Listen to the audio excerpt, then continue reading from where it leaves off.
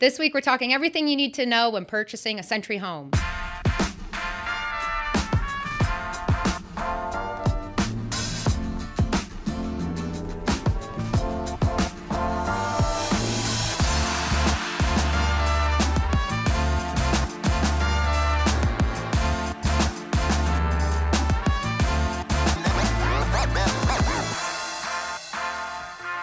Welcome back, everybody. Thank you so much for joining us this week. I always appreciate you guys tuning in and week out. I know Brandy does as well. We have the special announcement. Well, I guess not an announcement. We have our new sign. Yeah. We were talking about growing last week. It's still growing. So let us know what you think about the new sign. If you have any ideas or cool things that you think might fill in this space. We're also debating getting a high top table, I think we mentioned. So basically we're trying to look less floaty. Yeah, I think this is coming along all right for week number 2 in the brand new studio. Mm-hmm. So let's jump right into it, I guess. We want to talk about everything you need to know when purchasing a historic home. It's not like her century home, rather. It's not like purchasing a regular home. I mean, it is, but there's certain things you want to look for, right? So I guess let's start running off some of the things that you want to look for if you're considering purchasing a century home. The first one, my kind of biggest concern is because I'm so much about health, but a lot of these times there's previous renos that over time you have no idea what went on. Wallpaper, flooring, asbestos is a huge one. There was asbestos tile in a house that I've seen. It's just little things to be concerned about, especially if you have children. Mm-hmm. I'd be concerned about it. Especially when you're purchasing, they're over 100 years old. So people have done renovations probably every 10 to 20 years. Things have been added, changed, certain things like that. And the building code wasn't always the same as it was today. So you got to think maybe somebody made a modification in the 60s, the 70s, the 80s where the code may not have been what it is today. So you might find yourself with not the greatest renovations. Yeah, and right? let's patchy wiring, patchy stuff like that. We can talk about wiring. Yeah, I was gonna say we might as well throw one of the biggest concerns with wiring was knob and tube back in the day, and I think some houses still have them. I've seen it, and it's slowly getting pulled out. It's not uncommon. A lot of I can't even think of how many homes. It's a lot of work to get it out, right, and replace everything. Over the years, all the homes that I've seen with knob and tube, it's endless with these older homes that are 100 years. I've seen it dozens and dozens of times. It's a lot of work, especially because you have to rip out plaster to do it. And if you're ripping out plaster in a century home, which is another thing that's on this list, we're getting ahead of ourselves, but plaster walls is a huge one. It's pretty much, you can't patch it to make it look nice. You have to drywall it if you're making those holes. If you try to patch it, it never looks right. But knob and tube is a huge thing. It's a huge safety hazard. It can cause fires. That's why a lot of insurance companies won't even insure it. And if they do, they'll do it that conditional that within the first 30 days, you're going to update the wiring. This is the beauty right now that you get to put inspections and conditions in your offer. I think one of the biggest telltale signs about the knob and tube, right, is you can go in the basement and see the knobs there. Mm-hmm. Maybe, you know what, we'll post a picture. We'll flash a picture up here of what to look idea. for. Yeah. Because it's pretty evident. Once you see it, you know exactly what it is. And then there's always people that run it. Like I've seen in a lot of cases, and actually in a house that I know somebody purchased, the panel was updated. The wiring coming from the panel was updated. The outlets looked all new. But when you actually got into the wall, when they did a renovation, open it up in the wall, it was connected to knob and tube wiring in the walls. So that is something that you might expect unless you have, that clarification or that document saying that all the electrical has been updated. You never know. You could do that reno and find that knob and tube. So that's a thing when you're dealing with these renovations that have been done over the last 100 years. Yeah. Another one. Yeah. I was going to say the windows painted shut. Yeah. I've lived in a couple of homes and that's happened. I've tried to open the window before. It's been hot. What's going on? Yeah. I know we see it all the time. Painted. Like layers of paint though, like 1 layer, 2 layer, 3 layer, and you literally can't open the window. Yeah. And then they're usually single pane windows as well. Yeah. So like you said, energy efficiency. I think you mentioned. Lead paint is a big one. I only really know this because my husband does a lot of paint stuff with his business, but lead paint was like the common thing back then, and it's toxic. And while we're on the topic of lead, we didn't put it on this list, but I'm just thinking of it now, especially in the city of Hamilton, lead pipes running in from the city, like from the street, is a big thing. Yeah, for sure. City of Hamilton has a program that they'll actually loan you money. You can do that and then pay it back over time through your property taxes. So that's a cool little program. If you want more info on that, just drop a comment below or reach out to us. But that's also something you got to consider in these older homes. You might be dealing Your with drinking that. water. Drinking water, Yeah.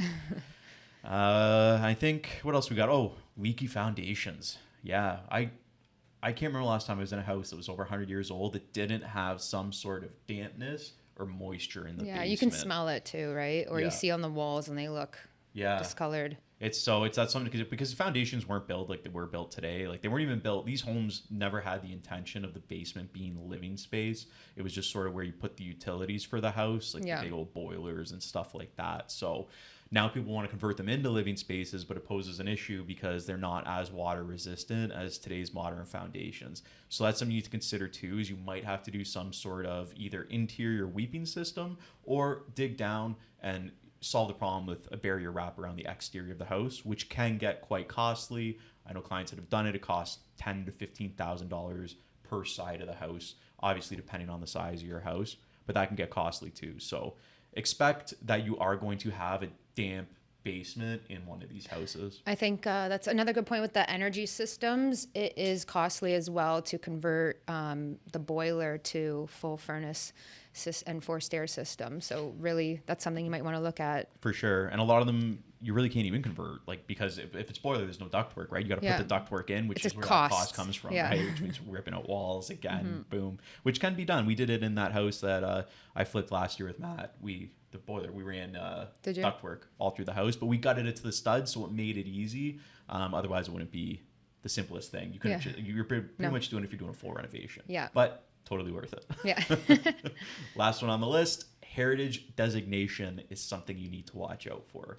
This one scares me because if you don't know this going into it, there's so many things you might not be able to change about the home, like really simple things, the architecture of the walls, the layout of the house. Well, it's the exterior is mostly that's their biggest concern is the exterior. I know that. I have a cousin that has a heritage home in Toronto, and he wanted to change just the color of it, and he had to get approvals to change the color of the wood, sophistication, all that, to what he wanted. If you want to paint it, you want to do a little bit of work, you have to get that approval.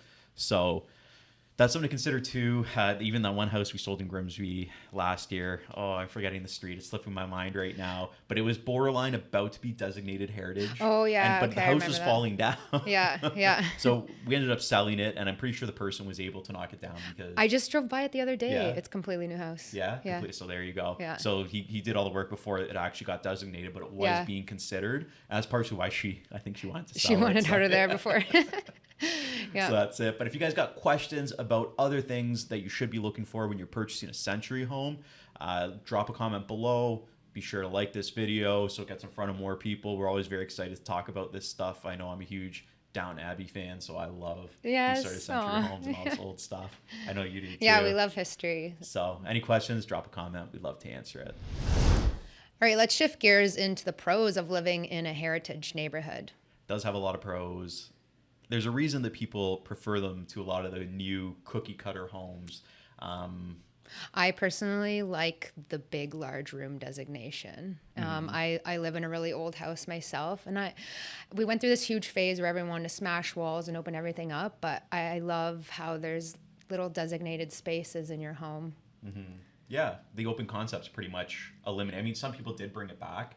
Like you said, they do open it up, which if it's done well, it's okay in certain areas. Yeah. But these homes are at their best Yes. when the rooms are closed off. Like that formal sitting room, the formal dining room. It's the character, right? Like the crown molding, those massive baseboards, just that some of them have like crazy architecture in the ceiling and the windows, and it doesn't usually make sense to open them up, but... Yeah, I've seen it done tastefully, but... more often than not, these homes are best kept, and we were talking about the details. The hardwood flooring in these houses are some of my favorite ones, especially when we were seeing one yesterday, right? Yeah, we have a listing coming up on St. Clair Avenue, right by St. Clair Boulevard. It's a few houses out. Beautiful home. The kitchen had some sort of 2 layers in linoleum on it and everything. And I was looking at the hardwood, and the pattern was running. I said to them, there might be hardwood under this. And so they peeled a piece up, and so they ended up taking it up, and the floor is beautiful underneath there. I think the linoleum protected There it. is that like 70s, 80s where it was carpet everything. Yeah. Carpet your toilet, carpet your dining room. So she pulled, I think she was telling us, she pulled like hundreds of staples out of the floor by but the hand. floor was pristine. Yeah. This like 100-year-old flooring was just beautiful. It is. And that's the stuff, like people covered it up, but now there it is, right? But that's a huge feature. You can't get solid hardwood floors like that in houses anymore. No. It had all the trim in the flooring, little patterns and stuff. So that was super cool. You mentioned the moldings as well. We can talk about sort of outside of the house.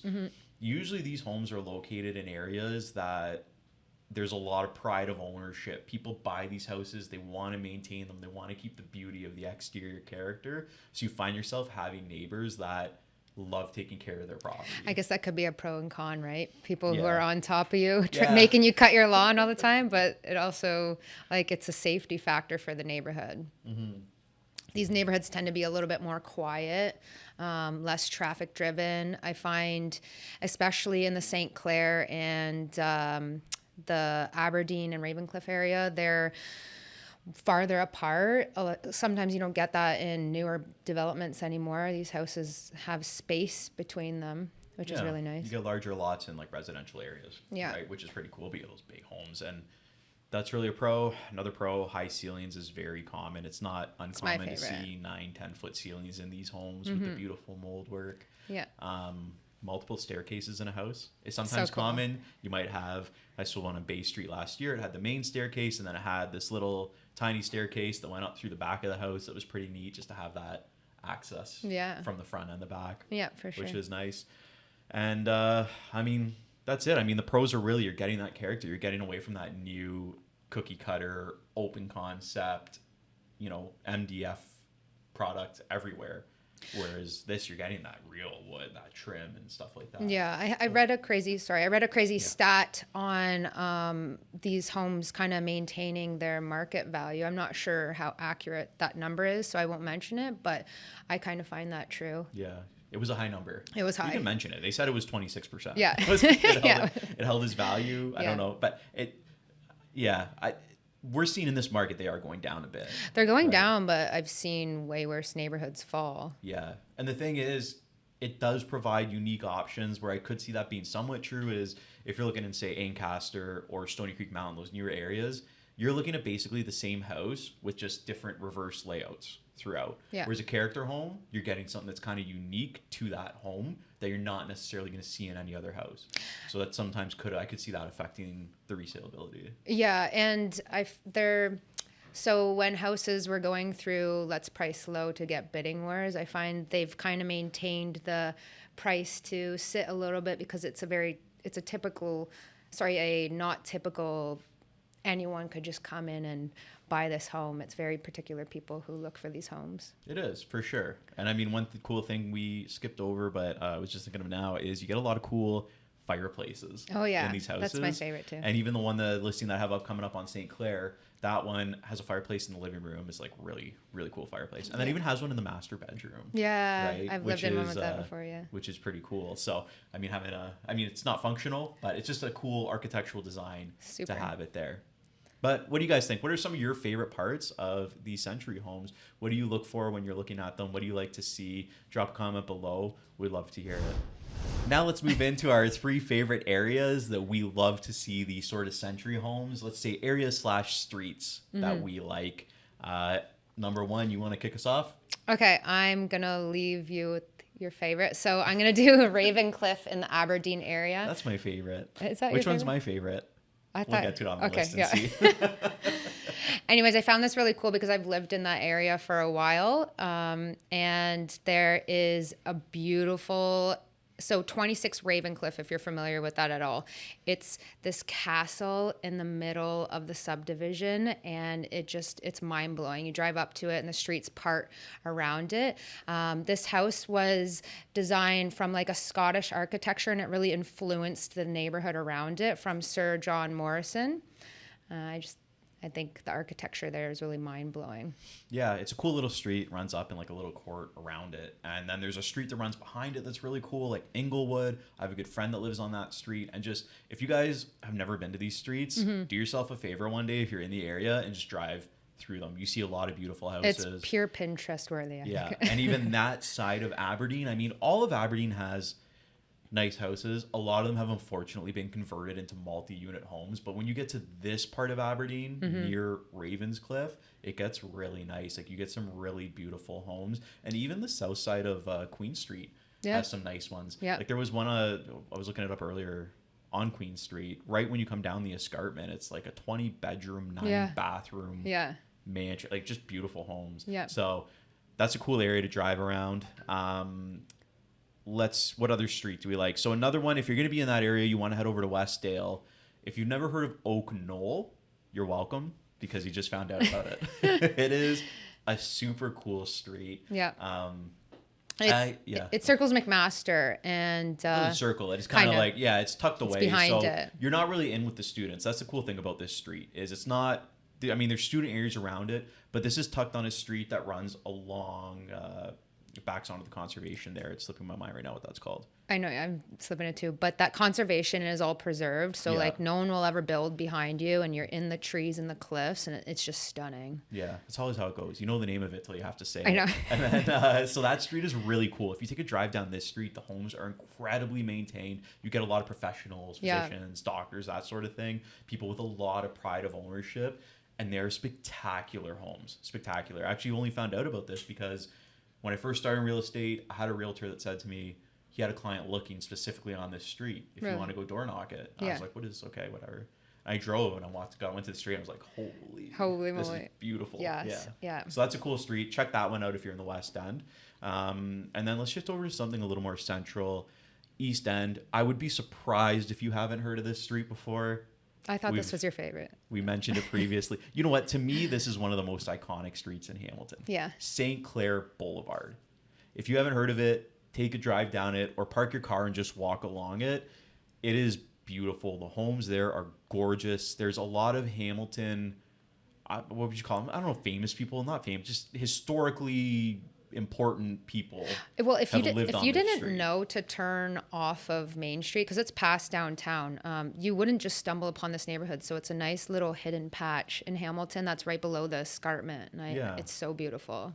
Major intersection would be Sherman South and Main Street. So Sherman Avenue South, that would be your main intersection to go by there.